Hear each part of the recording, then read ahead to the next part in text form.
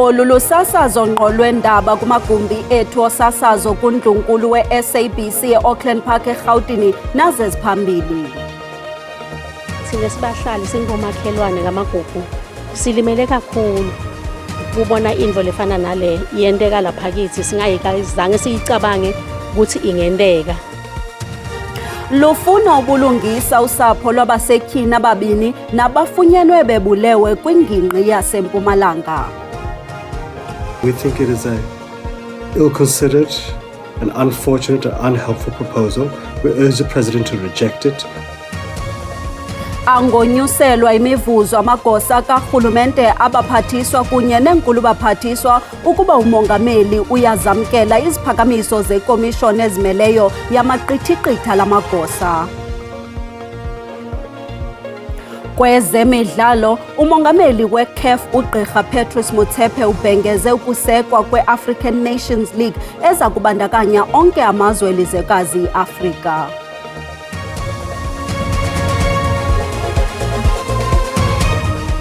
Molweni Mzontsundu, khongozelani uvimbe esinilungiselele wona ngokuhlwanje ngokukhawuleza masingene emxholweni. Singathanda ukulumkisa abo bantliziyo zibuthathaka nabantwana ngengxelo yeli nqaku.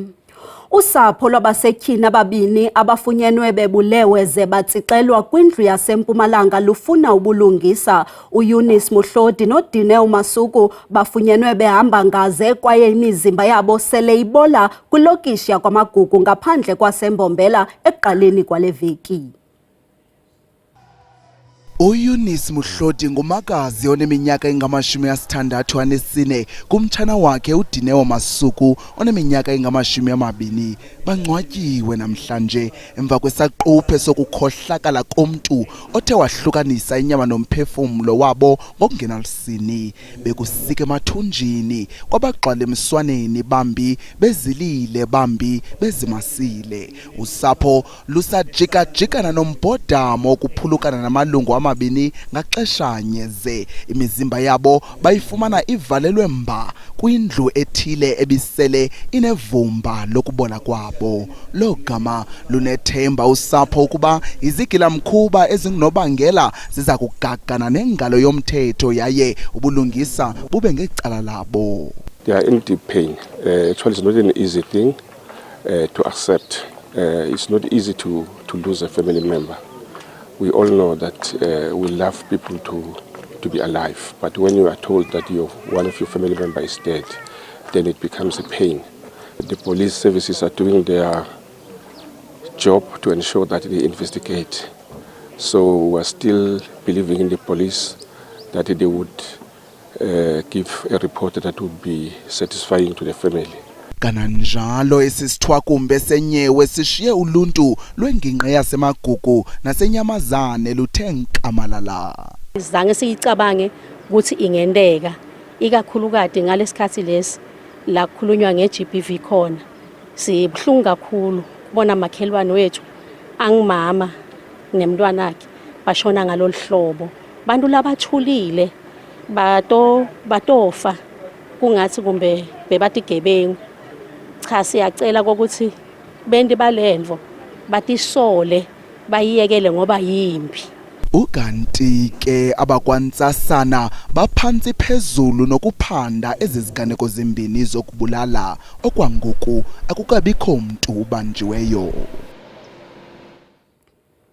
Abahlali namatshantliziyo baphume ngobuninzi befuna ithuba lokuvakalisa inkxalabo kwaye bezibophelele ekubeni benze konke okusemandleni ukulwa noxhatshazo olusekelwe kwisini eGanyesa ngaseFreesburg eMntla-Ntshona. Basebenzise umdyarho wamahashi obizwa ngeMopati Horse Riding for Change. Lo mdyarho uvule iqonga lootata, amakhwenkwe, amadoda noninzi ukuze bathethe phandle ngomba woxhaphazo nakwindibano ekungaqhelekanga kuzo ingxoxo ezikumila kunje. Bemanyene abahlali baseGanyesa baphume ngobuninzi kwaguqulwa umdyarho wamahashi wangumsitho olwa noxhatshazo olusekelwe kwisini. Gender-based violence is not exclusive to a certain group or demographic. It affects everybody and it does not say a time and when. So here in Ganyesa, we are going to use horse racing as a positive masculinity to affirm that we stand as men, we stand against gender-based violence. Ona umbono ombi kubethwa wasetyhini ubutshelo Moagwe oneminyaka 18 uthi ngoku ufundisa ogxa bakhe ngalo mkhwa. I saw a schoolmate of mine who was a senior last year, and he acted in a way of beating women with a stick in the street where everybody also was watching, also including me, who also experienced that, who witnessed it.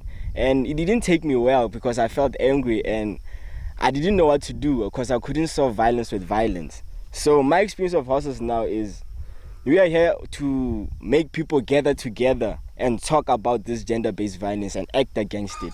Kwindawo ezisemaphandleni nalapho kushokoxeke kuzo izixhobo neenkonzo eziqubisana nalo mkhwa kumemelelwa amadoda ukuba akhokele kweli dabi. I'm really hoping that it will bring change and then we can get more boy child to get involved into this. Abaququzeleli balomsitho bathi baza kuqhubeka beshumayela lo myalezo besebenzisa umdyarho wamahashi bafikelele nasezilalini. Amagosa karhulumente angafumana uchatha kumrholo wawo ukuba umongameli uCyril Ramaphosa uyavumelana nesiphakamiso sekomishoni ezimeleyo ejongene namaqithiqithi amagosa karhulumente. Le komishoni ifake isiphakamiso sochatha mali yomyinge ka4.1% kwimivuzo yamagosa karhulumente kulo nyaka mali ka2025-2026. Isindululo sokuba iinkokheli zaseburhulumenteni zinyuselwe imivuzo, kodwa eso sindululo sixhomekeke kumongameli. Ikomishoni ezimeleyo ejongene nalomba ithi esi sindululo kufikelelwe kuso emva kokuqwalasela iindleko zokuphila. Ukuba esi sindululo siyaphunyeziswa, umongameli nesekela lakhe bangomkela into engaphaya kwezigidi ezi-3 zeerandi. Abaphathiswa namasekela abo bangomkela into engaphaya kwezigidi ezi-2 zeerandi. Ngaba abemi boMzantsi Afrika bathini? GNU asikaboni change apha kule South Africa. Izinto satshona and I don't understand why because ufuna i-salary increase bengadeserve because akho change. Asenqale ngiqonda izizathu zabo bazithini banyusela for because bayasebenza nathi siyasebenza so mazinike zona iisalary za-South Africa. Umbutho i-Action SA oququzelela ukuba ikomiti yesigqeba kamongameli incitshiswe uthi esi sindululo sinyola abemi beli elisweni. In an environment where public office bearers are delivering very little to the people they're meant to serve, and with 50% of families in our country going to bed hungry over this festive period, this increase is unacceptable, inappropriate, and certainly not deserved. What is a huge slap in the face for South Africans is that deputy ministers will now earn over 2.3 million per annum. Nobody knows what deputy ministers do, including themselves. Umfela ndawonye wabasebenzi ikhosathu wona uthi akahambisani nesindululo. We think it is a ill-considered, an unfortunate, and unhelpful proposal. We urge the president to reject it and to come with a far more modest proposal. Isindululo sidluliselwe kumongameli ukuba athathe isigqibo ngaso. Kwiindaba ze-SABC, Dingubulelani Philip eParlamente. Kwalapha ezindabeni zivuliwe kwakhona ilwandle ezintathu kwezine ebezivaliwe ngumasipala waseThekwini izolo, kodwa masiqale evenkileni.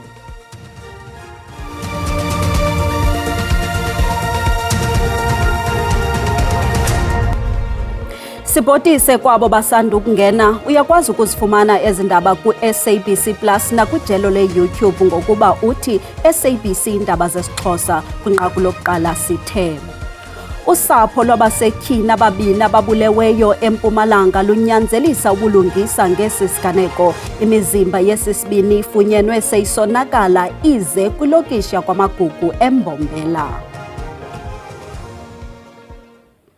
Abasebenzisi bezithuthi zikawonke-wonke bathi konke kusengocwangco nanjengoko amawakawaka elishiya eliphondo lase-Gauteng besiya kumakhaya akumaphondo namazwe ohlukeneyo. Abaphathi beeteksi rank babongoze abaqhubi ukuba baqaphele kangangoko ezindleleni bekwamemelela nabakhweli ukuba babe nesimilo. Imithwalo ibisobhokweni ebantwini abaningi abebezogibela bebhekisa amabombo eindaweni ezehlukene. Abanikazi balesi sikhumulo samatekisi bakhala ngendawo esincane kakhulu ukuthi ingakwazi ukuthi mumathe umthamo wabantu abaningi. When they erected this rank, they didn't expect so much people.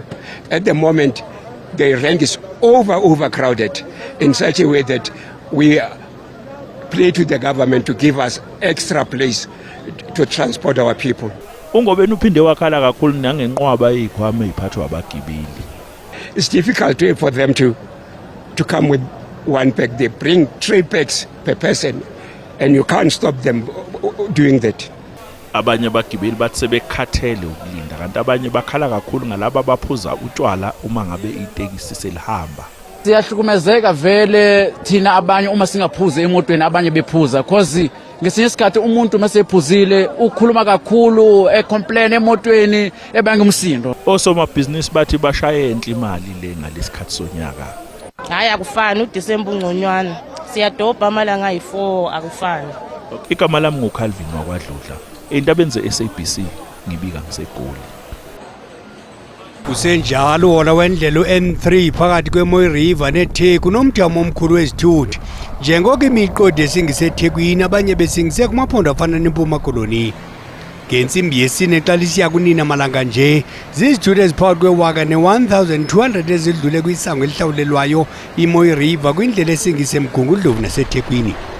Bezingumtyangampo izithuthi kwisango elihlawulelwayo iMarian Hill ngasePine Town eThekwini, nalapho bekukho uvala amazibuko isentsha emini namhlanje. Ukanti amagosa ezothutho KwaZulu-Natal anti lenyukele kwisihlanu inani labantu abayekwelo isemkhulu bengayolelanga kwakuyolela kwingozi emasikizi kuhola wendlela uN2 kwaMbonambi izolo. Umasipala waseThekwini uthi ilwandle ezintathu kwezine bezivaliwe izolo ngenxa yobuninzi bebacteria E. coli nokunye ukungcola ziphinde zavulwa. Uluntu luphinde lwavumeleka ukuya kwilwandle iBattery eThekwini neCountry Club. Umasipala uqinisekise izivakashi eThekwini ukuthi wonke amabhishi edolobha ngaphandle kwelilodwa avuliwe futhi aphephile. Izinkulungwane zabantu ziyazatheleka emabhishi ukuyozipholisa. Iziphathimandla zithi ukuhlolwa kwamanzi emabhishi athintekile sekuqediwe. Zithi ukuvalwa kwakamumva kube ngenxa yokuqhuma kwepayipi lendle okungcolise amanzi asemfuleni umngeni ongena olwandle. Ekuqaleni kwenyanga umasipala uphinde wavala okwesikhashana iBronze Beach kanye nomhlanga Main Beach ngemumva kokuphuka kwesiphehlimanzi. Idolobha belilokhu lizama ukulungisa inqalasizinda yendle esigugile eyaphinde yaqedelwa umonakalo owenzeka ngezikhukhula zango-2022. Lamabhishi avalwa ngemumva kokuba kufike abantu aba-140,000 emabhishi ngomhla ka-16 kuDisemba. Besiwavalile-ke lawa awu-4 ukuze senze sho ukuthi ababhukudi bethu nevakashi zethu baphephile. Umkhandlu weTheku-ke siyajabula kakhulu ukuthi-ke manje sesiwavulile lawa awu-3 sekusele yodwa iLaguna. Sibhizi-ke siyayithesta. I'm sure ukuthi ngabo-3 ntambama namhlanje azobe sephumile ama-results. Abaqaphi basolwandle bebebheke ngesolokhozi njengoba izivakashi bezizijabulisa ebhishi. La right kakhulu ukuthi khona nama-security ugadiwe yabo ufila safe na work amatshe abona i-vibe yaseThekwini so ufuna kumnandi ozedebe. I-National Sea Rescue Institute inxuse abantu abavakashele olwandle ukuba baqaphele kakhulu ngesikhathi sentwasahlobo entsha ezoqala ngomgqibelo futhi okulindeleke ukuthi iphazamise izimo zamagagasi. Lokhu kungadala amagagasi ayingozi kubantu ababhukudayo. Abavakashela olwandle bayanxuswa ukuthi babhukude kuphela ezindaweni ezivikelwe abaqaphi basolwandle. NginguNonhlakanipho Magwaza ezindabeni ze-SABC eThekwini. Esona sitalato sidumileyo eGeorge Ntshona Koloni ngelixesha leziyunguma iOfer sibhanyabhanya kwakhona ukubhiyozela umfutho weKrismesi.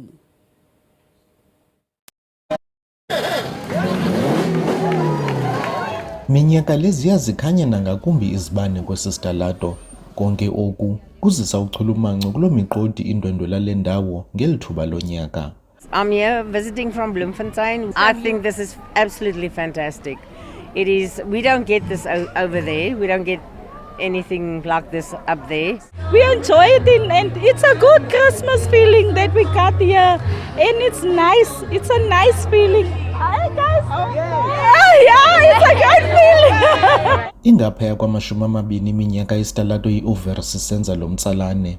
Kulo nyaka abamelwane kwisitalato iSpruit bazeke mzekweni. So it's really great to see that something that we started locally is spanning out into the rest of the town and more people are participating. Lonke olu lonwabo lwenziwa egameni lesisa. This year we're doing PDSA, which is the People's Dispensary for Sick Animals.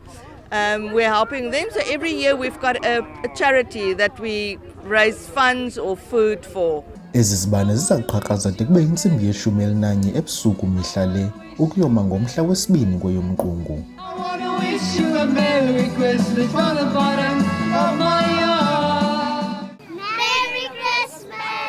Kwiindaba ze-SABC ndinguSiphiwe Wabasi eGeorge. Kubanjwe imigidi eliqela eMpuma Koloni ngelishwa ukuza kuthi ga ngoku sekusweleke abakhwetha abali-17 eMpuma Koloni ngeli xesha lolwaluko lwasehlotyeni.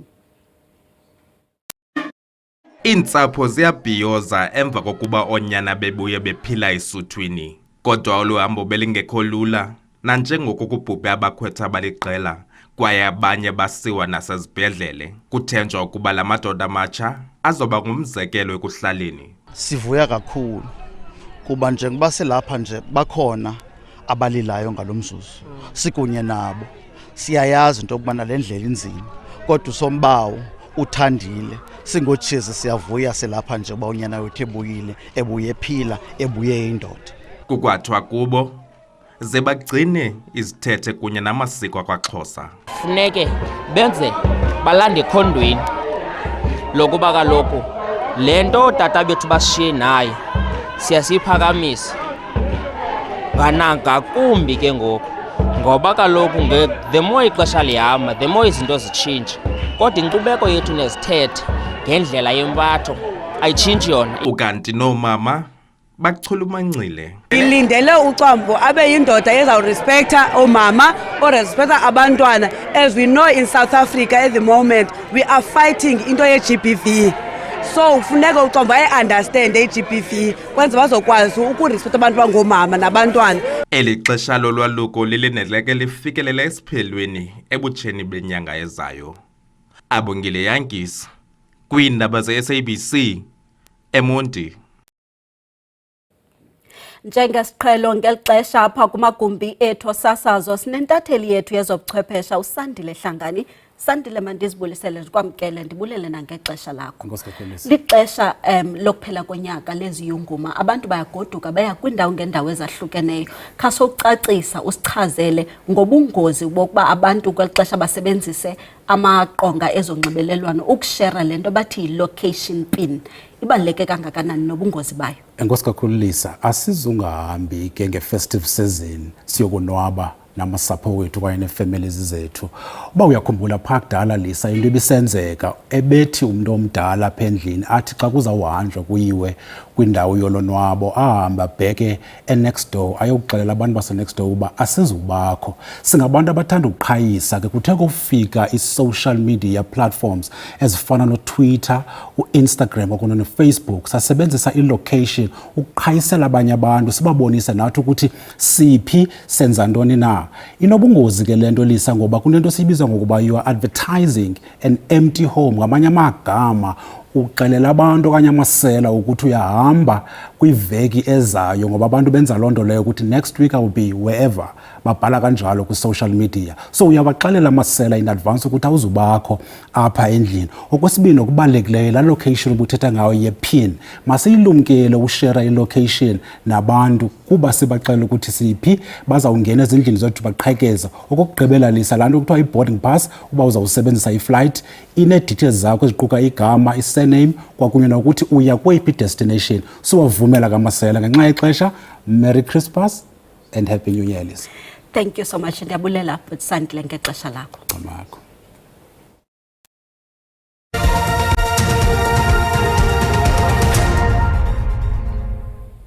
Umongameli we-CAF uGqirha Patrice Motsepe ubhengeze ukusungulwa kwetumente entsha athi yiligi yamazwe ase-Afrika ngama-54. Isigaba sokuqala sikaMnumzana Motsepe njengomongameli we-CAF size nempucuko enkulu kwibhola ekhatywayo e-Afrika. Phakathi kwezinto ulawulo lwakhe lunconywa ngokuphucula umgangatho walo mdlalo kwilizwekazi, kwenyuswa nezixamali kuzo zonke iindidi zokhuphiswano neetumente. Usazibophelele ekuxhomeni umgangatho webhola e-Afrika ube kwinqanaba lehlabathi. Wenze ngokwesithembiso abhengeza itumente entsha ezawuqala ngo-2029. 2029, after the FIFA Club World Cup in America, Canada, and Mexico, we will have the first African Nations League, as I said, where the best African players from all over the continent and from all over the world and from Europe will participate, and we will decide where the final is going to be held. But you're going to have 54 nations, 54 member associations participating. Ukumiliselwa kweligi yamazwe e-Afrika kuza kubona i-AFCON idlalwa kho emva kweminyaka emine.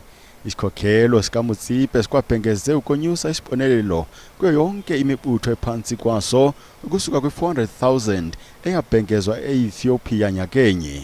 We've had very good discussions. You will remember in Addis Ababa, I announced this $1 billion over 8 years plan that we have for African football, and to make sure that every nation in Africa will get $1 million. Ukanti nesixamali setumente ye-AFCON sinyusiwe kusuka kwi-7 million saya kwi-$10 million.